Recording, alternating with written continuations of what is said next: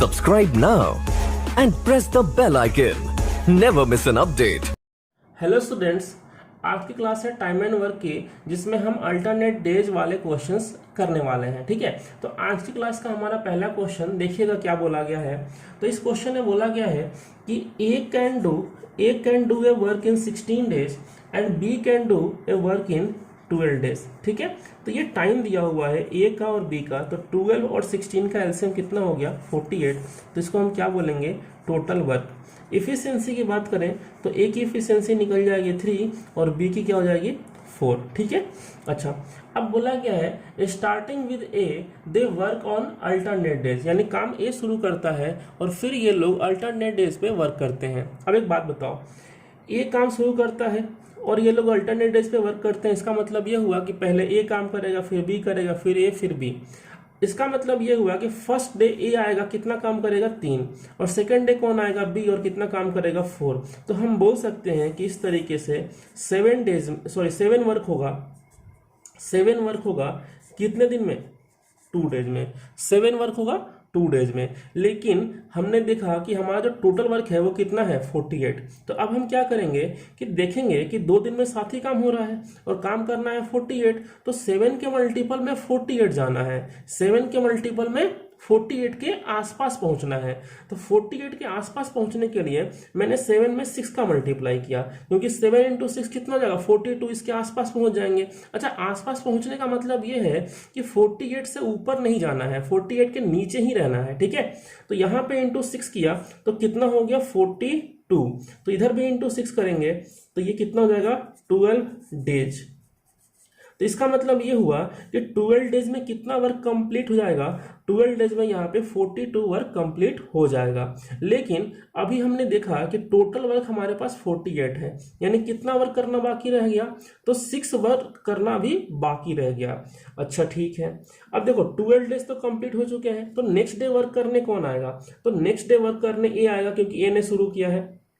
तो ए आएगा next day, तो ए कितना काम करेगा, तो ए डेली 3 ही काम करता है। ठीक है, 3 ही काम किया, लेकिन काम तो रिमेनिंग था 6 ना, तो 3 ही वर्क हुआ, यानी 3 वर्क अभी भी बाकी रह गया। 42 प्लस 3 यानी 45 वर्क ही हुआ है आउट ऑफ 48, यानी कि 3 वर्क अभी भी बाकी रह गया।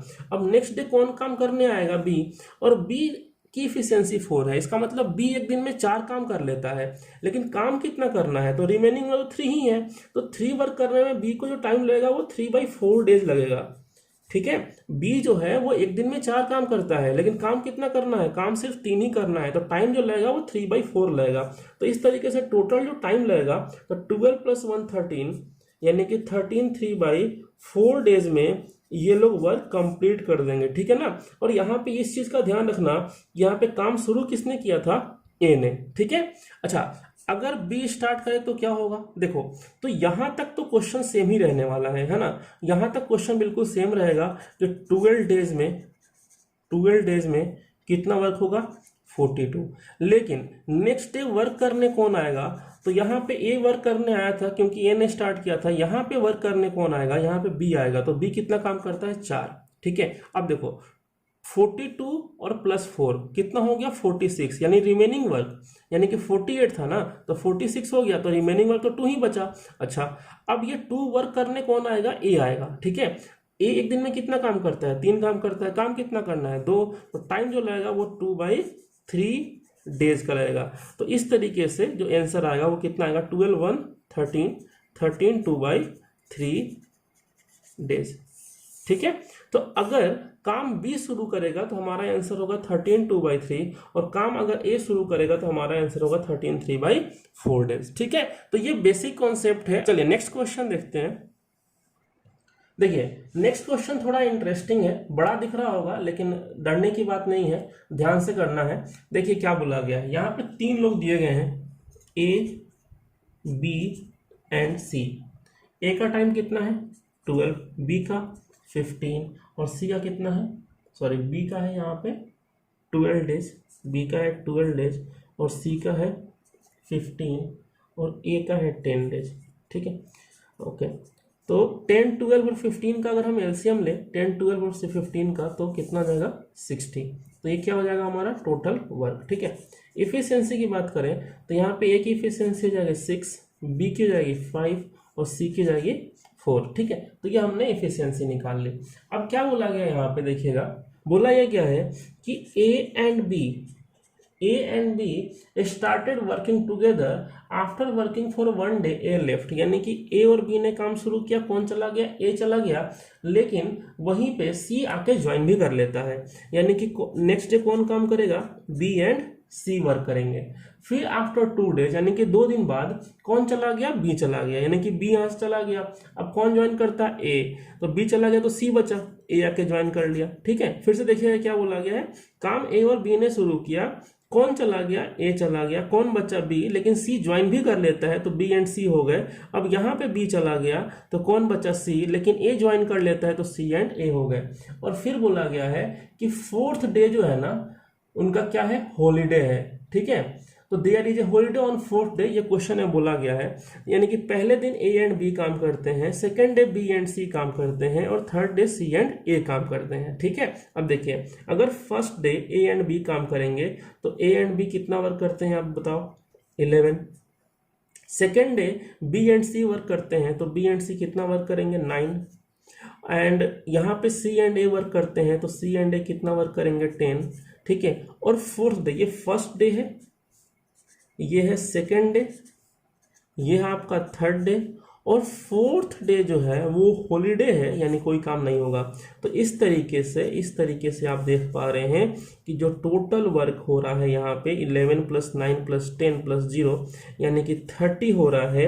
कितने दिन में, 4 डेज में। 4 डेज में कितना वर्क हो रहा है, 30। वर्क कितना करना है, 60। अच्छा देखिए 60 वर्क करना है।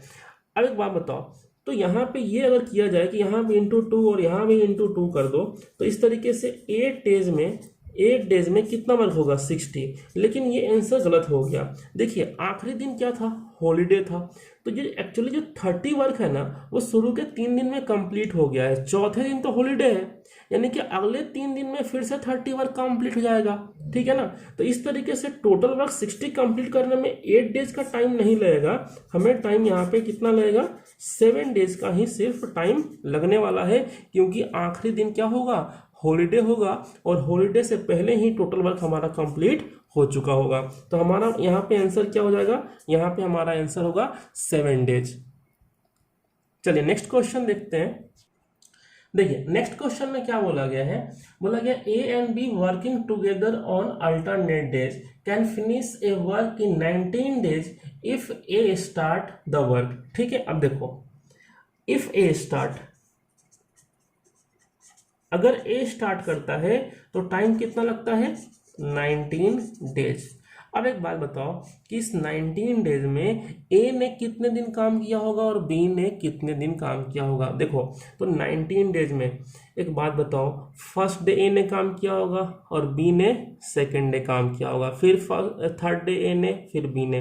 तो इस तरीके से हम बोल सकते हैं कि यहाँ पे ए ने टोटल वर्क किया होगा, यहाँ पे आप बताओ 10 डेज तक, और बी ने 9 डेज तक वर्क किया होगा। ठीक है, ए बी करेंगे तो लास्ट वाला डेज ए के ऊपर ही आएगा, तो यहाँ पे ए ने 10 डेज वर्क किया और बी ने 9 डेज। ठीक है, आगे ये बोला गया है इफ बी स्टार्ट, तो अगर बी स्टार्ट करे इस वर्क को, अगर बी स्टार्ट करे यहाँ पे, तो जो टाइम लगता है वो लगता है 19/5/6 डेज।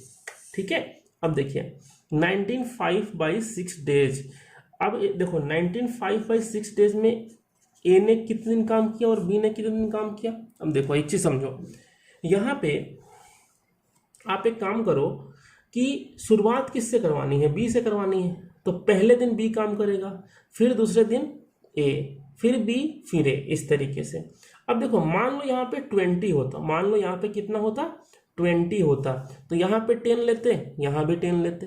ठीक है, लेकिन ये 20 से कम है, कितना कम है, थोड़ा सा। अच्छा अगर यहाँ पे 20 होता तो शुरुआत यहाँ पे बी ने करी है तो लास्ट डे ए का आता, लास्ट डे किसका आता, ए का आता।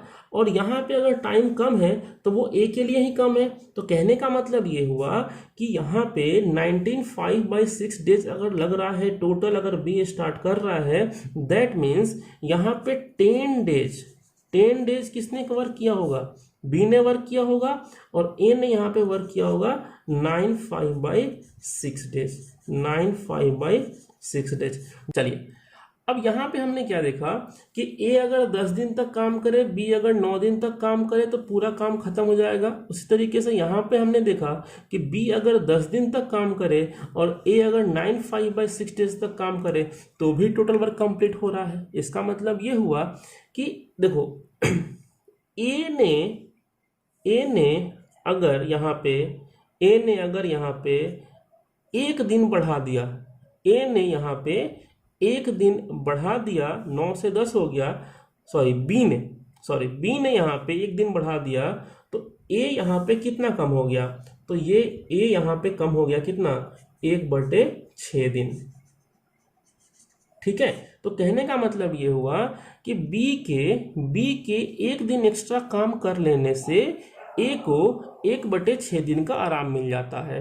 तो कहने का मतलब ये है कि बी जितना काम एक दिन में करेगा उतना ही काम ए 1/6 दिन में करता होगा।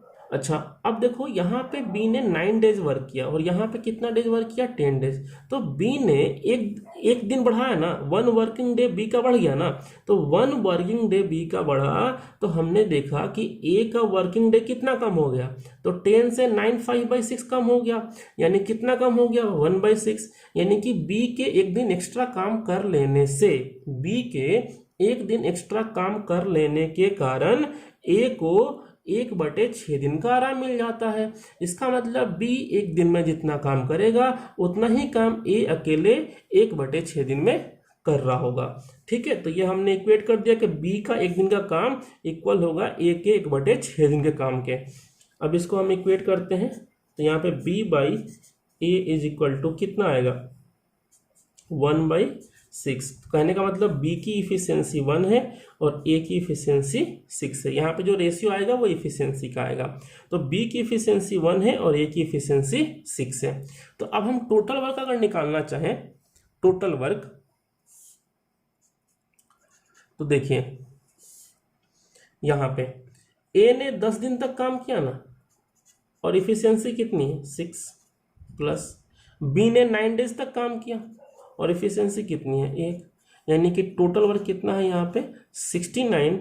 ए की इफिशियंसी 6 है और बी की कितनी है, 1 है। क्या पूछा गया है क्वेश्चन में, in how many days would a and be together finish the work, कितने दिन में ये दोनों मिलके कर देंगे। तो दोनों मिलकर डेली 7 वर्क करेंगे तो टाइम लगेगा 69/7 डेज। ठीक है, तो ये होगा हमारा आंसर यहाँ पे। उम्मीद करते हैं आप लोगों को समझ में आया होगा, नहीं आया तो एक बार फिर से रिपीट करके देखना इस क्वेश्चन को। ठीक है, चलिए नेक्स्ट क्वेश्चन करते हैं। देखिए, तो नेक्स्ट क्वेश्चन में क्या बोला गया, 3 लोग हैं ए बी सी, ए का टाइम है 12, बी का टाइम है 15 और सी का टाइम कितना है 20। ये टाइम ले लिया, एलसीएम लीजिएगा, कितना आ जाएगा यहाँ पे, एलसीएम आपका आ जाएगा कितना, 60। इफिशियंसी की बात करें तो यहाँ पे इफिशियंसी क्या आ जाएगी, 5, 4, 3।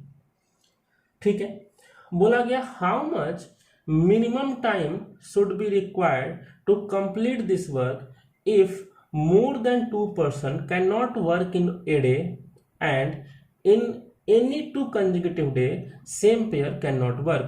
देखिए क्या बोला गया है कि हमें ये टोटल वर्क कंप्लीट कराना है। ठीक है, किस तरीके से, तो मिनिमम डेज में कंप्लीट कराना है और किसी एक दिन 2 लोग काम करेंगे सिर्फ, और वो 2 लोग का जो पेयर बनेगा वो नेक्स्ट डे वर्क नहीं करेगा। मतलब ए और बी अगर हैं तो नेक्स्ट डे उन दोनों में से कोई एक गायब हो जाएगा। ठीक है, अच्छा अगर देखिए कि वर्क को मिनिमम डेज में हमें कराना है, अगर वर्क को मिनिमम डेज में हमें कराना है यानी कि हमें ज्यादा से ज्यादा वर्क एक दिन में करना होगा।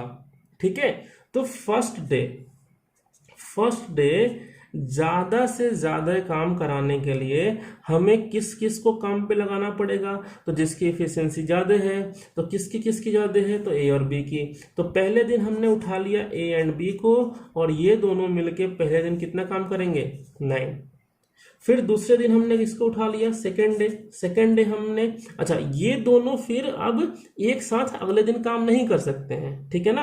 अच्छा अब नेक्स्ट डे किसको वर्क कराएं, मैक्सिमम हमें आउटपुट चाहिए, है ना। तो यहाँ पे अगर हम ना देखिए, अब ए और बी को यहाँ नहीं ले सकते हैं, क्या बी एंड सी को ले सकते हैं, बी एंड सी को लेंगे तो 7 वर्क ही होगा।